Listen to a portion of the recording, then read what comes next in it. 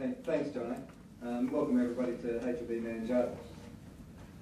For what could be a fairly dreary topic, but it really is quite a fascinating topic, and it's probably a lot better than sitting at home right now watching the Australian cricket team go through their paces.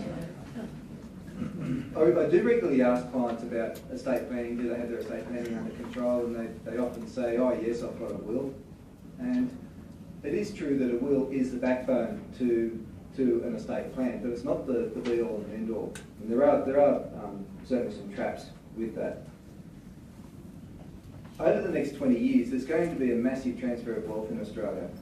The baby boomers, and a couple of baby boomers here tonight, I can see. Neil and I are both baby boomers, and Jono's working on it, trying to get there. But baby boomers were born between 1946 and 1964. So they're now between ages of 49 and 67. But the thing with estate planning is many people in Australia die without a will. It's quite amazing, but over 40% of Australians die without a will.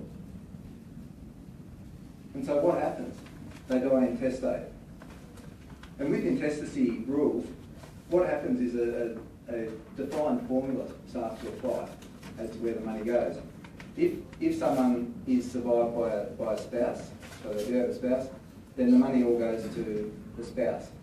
If they also have children from a previous relationship, then the first chunk goes to the spouse, but then the balance is split between the spouse and those children. Now, these rules aren't designed to be fair. They're not designed to apply to your particular situation. They're arbitrary, and they are what they are. They are the rules, and that may not be appropriate for your situation.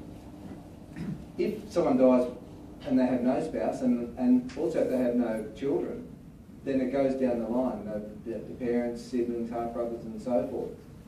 We recently had a situation where a client, very wealthy client, did pass away.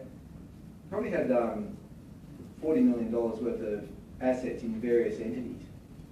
And the way that's going to flow, or the way it looks like flowing, is going to, this fellow did have, so no spouse, no children, parents dead, did have siblings who had predeceased, so the siblings were now dead. So it looks like the money is going to go to the children of the siblings.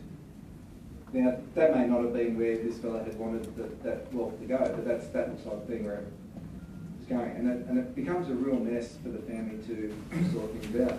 Okay, thank you, Michael. So our second speaker, Neil Wickenden, has been a partner of the firm since 1982. He now leads the firm's tax practice. He has many years of experience in assisting clients with their estate planning from a tax perspective. He has acted as the executor of the deceased estates and has also been appointed as a financial manager by the Office of the Protective Commissioner in New South Wales. So Neil is currently the state deputy chair of STEP, and that's not a gym class. Rather, it's a Society of Trust and Estate Practitioners. And he's also a past state chair of the Taxation Institute. He's presented papers and seminars for both of these bodies on the subjects of the tax consequences of deceased estates. Would you please welcome Neil Wickenden.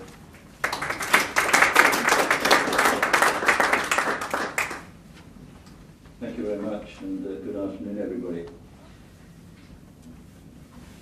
So,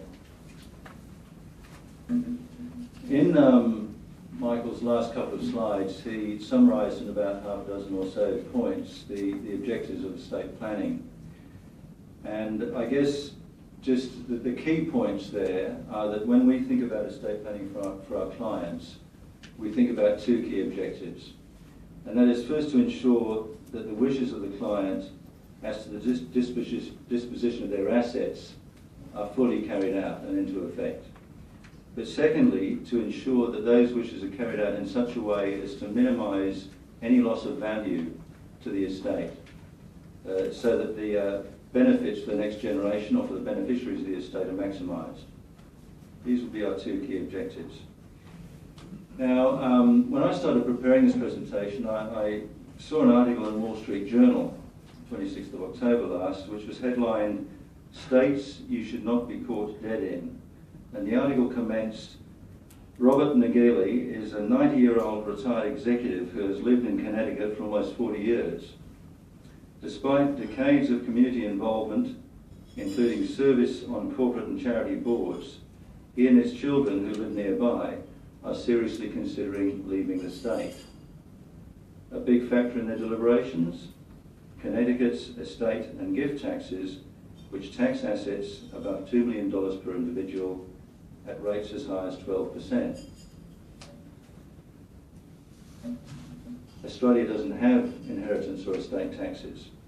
In fact, all of our federal and state death duties and also the gift duties were repealed by 1979.